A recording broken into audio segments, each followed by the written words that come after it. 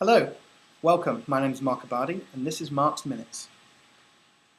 Today I want to talk to you about breathing and living life, really embracing life. Now the thing with breathing is people think it's an automatic response that you just do. And in fact, it does you don't even need to worry about it. And in fact, that is actually true. Because what is breathing? So what happens when we go, what's the in-breath? Well, it seems like the in-breath is pulling oxygen into your body. That's what it seems like the in-breath is. But in fact, it's not. The in-breath is a letting go. The in-breath is getting the diaphragm and it relaxing. And the atmosphere, the pressure of the atmosphere pushes in on your body and fills your lungs. So actually, breathing in is a process of letting go. Isn't that interesting? Breathing in is a process of letting go. This is why if you die like this, about 10 minutes after you're dead, your body goes like this. It breathes in. And the reason for that is because your diaphragm muscles are still holding because you've died like this, and they're all tense and everything's still working. And after about 10 minutes of death, the body goes, the hell are we doing? This guy is dead. Let's all stop working. And they all go, and they all relax. And as they relax, the muscles of the diaphragm relax and the atmosphere breathes you. Hence, nature's breath. It freaks people out in hospitals, new people, who are cleaning up after unfortunate deceased people. So it's an interesting one. The point is that breathing in is not this process of sucking air in. It's in fact a process of letting go of a muscle, relaxing a muscle, and the atmosphere of the earth breathes you. Okay, let's take the other one. What about going like this? God, why does that feel so relaxing? That's a mental relaxation. That feels mentally relaxing, doesn't it? If you say, if people need to relax, they sigh. They sigh. But breathing in is a relaxing muscle, and breathing out is mentally relaxing. So both processes of breathing is a process of relaxing. The whole thing is a cycle of relaxation. Breathing is the most important thing you can do. And what most people are doing nowadays is breathing into their chest. Mostly because with women, they're told to have big boobs and little tummies. And so as a result, they breathe into their chest and they hold the tummy in. Because that's how society says they should look. On top of that, everything's caught in this mental process, this mentalation. Everything wants to be thought of and discussed in the head, and the head thinks it's in control of everything, when actually it's more importantly the heart being the biggest magnetic field in the body. We'll talk about magnetism in another Mark's Minute, but for this, it's about breathing. And it's about breathing and living life. And one of my very good friends, Esther Veltane, she says, we're destined to live the unlived lives of our parents. And that couldn't be more true. And I'm sure if you look at yourself and you look at your own patterns, you'll find that you are living exactly those same patterns that your parents did not live. The ones that your parents avoided. And what I mean by avoiding is this. If someone comes to you with an issue and they say, you know what, Mark? I think you're arrogant. I think you know what you're talking about and you actually don't. Now, what's happened to me before? Believe it or not, my choice is to do.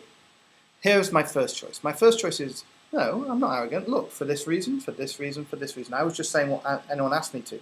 People just asked me questions and I was just saying my opinion. It didn't mean I believed it. And here are my answers to that. And this is what I think of this. And I'm just passing an opinion. Why? Maybe you're the arrogant one, huh? Maybe it's you. Or I could do this. You don't know what the fuck you're talking about. You don't know what you're talking about. Yeah, whatever. What? Talk to the hand. Talk to the hand. You see, they're the two options. That is the yin and the yang.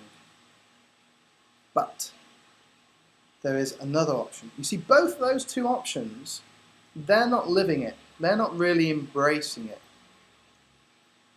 It's kind of like the spoilt child. If a child is pining for attention and they're playing up, screaming and shouting and making a mess, all they want is attention. If you tell them off, hey, behave, stop doing that, they're happy, they got the attention. If you come to them and say, darling, oh, little baby, they get the attention, they're happy. Both of those two things don't solve the behavior issue there, because both of them reinforce that behaving like that gets attention. See?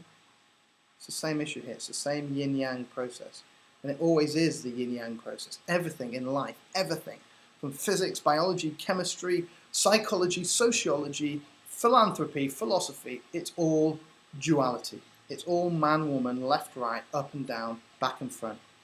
You can't have good without the bad. We'll talk about more of that in God. We'll talk about in Mark's Minute on God and judgment. The point here is that when you're confronted with a reflection, i.e. someone pushes your buttons, check out pushing buttons.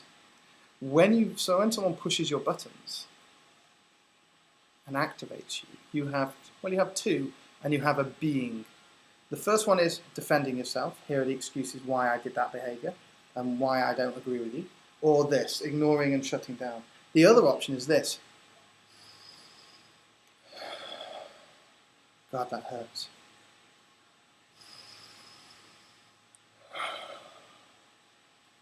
Oh, that's so painful. And really breathing it in, really living it, really suck in that and breathe it into your body. And that, although that hurts like hell, and it's totally counterintuitive, although it hurts like hell, at the end of it, you're freed, you feel released. A very good friend of mine, Jacob Lieberman, reflected to me something in a coffee shop in Boulder, Colorado. Jacob Lieberman's amazing. He wrote Light Medicine of the Future, Open Your Eyes and See, Take Off Your Glasses and See, sorry. He's phenomenal. What a gentle, kind-hearted man. And he reflected something to me, and because he reflected it in such a non-aggressive way, I had no choice. I had to, and it hurt like someone digging my heart out with a spoon, but afterwards, almost instantly, I felt reborn, I felt re-energized, released from my own anchors, my own habits. Check out habit cycles. They're all there, and we're in them.